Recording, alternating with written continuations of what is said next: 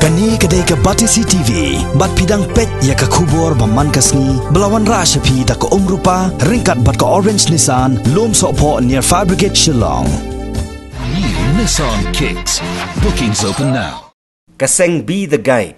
Kabalong ka shlem ay jing hikay yag samla baladap puli ban pentebet ha ka line kam jongki kala play menta ka kenti ha ka khat khandai tarik unai tong arjar khat khandai ya ka Indian Institute of Banking and Information Technology ya ka bala tip ru kum ka IIBIT ban I training ya ki samla ki bala pass class 12 shajrong ban tung kam sundan ya ki ha ki bank ki badan hapo jela Meghalaya.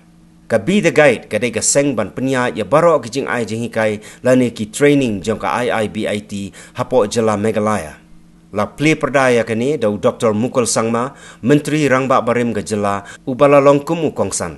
Laban kedau hang ni baka be the guide kala ai jing hikai pentebet ya palat lais pa ngut ki kena samla hakikam baper ki ba kentup ya ki kam ki bay day bat ki bank kumju ru ban penkre na menta ka SSC bat ka IBPS. But ka customer value skill program. Shusho ka be the guide ka ka seng ka banungkong ha ka ka thain chatay lammingi ban pentebit ya ki khana samla kan thai bat shinrang ha ka jing pen kre lai wat kam lane ka motivational ka bala penya bon da ki kan thai. Having understood this whole potentiality of our people, everyone is potential. If you look at the human anatomy, then you will believe what I say. There is no one who has the kind of deficiency in respect of talent and potentialities. It is a question of really nurturing, like we sharpen the knife. If you don't sharpen the knife, you leave it, it will rust. That is how the human brain works. The whole human anatomy tells you that. Everybody's brain cells, everybody's anatomy of the brain is same. You don't have a different brain. You have the same. So, therefore, it's a question of how to actually identify the interests and the associated talent. What is the biggest challenge that we have gone through and we are going through is that many a time our young friends are not capable of identifying the right career. And unfortunately, as the children grow up, as they complete their schooling and step into the college, now school you have the class 11, 12, that's the most crucial time. Class 9, 10, 11, 12, that's the most crucial time for a person to decide the right career. And any wrong decision, any wrong choice will definitely have the ramification in one's whole career. And that's the reason why we looked at how we can equip the faculty of every institution, the schools, the colleges, with the right kind of wherewithal to provide a kind of right career counseling and career guidance. And enable our children to decide as to what would be the next in pursuit of their career. But it's easier said than done. Because what has happened in the decades post-independence is that, okay, we were actually struggling to address the concern of literacy rate. Are we 100% literate now? As a nation, that means we are still struggling to achieve that. Now, next level, after the literacy, you have to educate. Now, when we talk about the education, we also talk about the quality education. And when we talk about the quality education, we also talk about the career-oriented education. An education which is capable of actually identifying the talent of an individual and appropriately nurture and guide to choose the right kind of courses of studies befitting to his talent and potentiality. Therefore, it has always been a challenge. We have evolved thus far, but we are still in transition. You are seeing still government after government. I'm talking at the national level. Number of initiatives. Again, Having understood that, okay, this initiative is not good enough, then you come up with another initiative. Then another initiative. It has been like that over the throughout these decades after independence. Now you again see government of India coming up with a draft education policy, new draft education policy. Why? Because you're still grappling to find answer. If we have educated children, now what is the actual ground reality? The ground reality is that there is a perception that, okay, I have studied and therefore I am eligible for a job. But is the individual, after having completed his normal courses of study, really equipped with the wherewithal to be eligible for a job? Now, look at the understanding of the parents. A parent who have not been able to provide any kind of assistance for their loved ones as they were going to the schools. You know what happens in the schools. The teachers teach, and then when the children go back, they need some hand-holding support system. How many of our families are actually, rather how many children of the families across the state are really fortunate to have parents to give that kind of hand-holding for the children?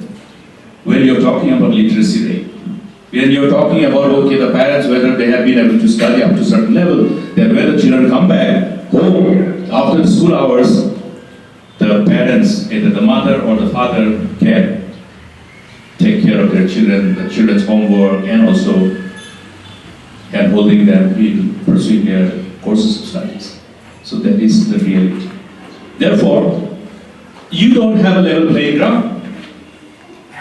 There are parents who are so, I must say, so committed, dedicated in giving all the necessary support to their children. I was privileged to be, born in a family where my parents left their job from Shillong to open schools in Ampati. And so I had my father and my mother as teachers, so I didn't have any problem. Though it was in a one of the remotest villages, it was a jungle. Okay, Ampati was the most remotest part of the state. Today they talk about Ampati because it is no longer the same Ampati. And that is also true to many villages across the state, across the nation. So how many of our beloved children are actually fortunate to have parents who can guide them? Therefore, where is the option? The option that is required to be created. And that is where we wanted, okay, since schools are not capable of giving everything, let there be some other partners. Let there be parallel partners created. Let there be initiative from the government to scout for such competent partners. And that is how the concept of Chief Minister's care, counseling, and care guidance evolved in the state of Meghalaya. Because we wanted to ensure that all our young friends, starting from class 8, 9, 10, and those children who are studying at the higher level of education, and those friends who, after completion of their expected level of education, as per their respective ambitions, are preparing to ultimately fit into those spaces of opportunities and jobs. How to help them, how to provide the kind of support. You call them coaching, you call them skilling, you call them different terminologies, but then providing the right kind of support system to enable them to fit into those spaces of opportunities and job. And for that, you have to further skill. The certificates that we get after graduation or after MA or after PhD, certificates are certificates.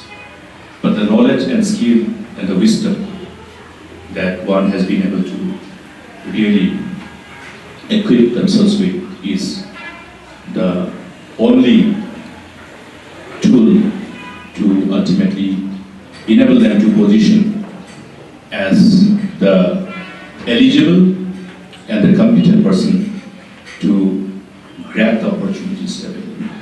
There is a problem among the youth. I will finish after sharing this concern. You must have seen the latest media reports about the problem which is confronting us, our society.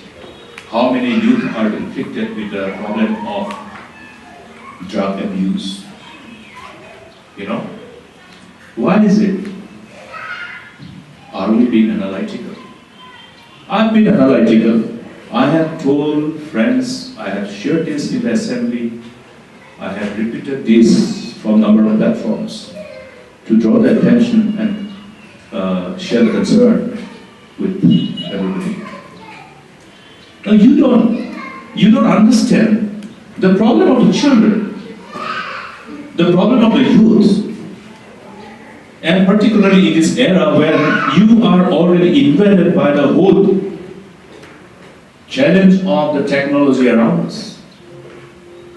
When the children, the youth have access to everything in the world, everything under the sky, how much of time are we providing as parents?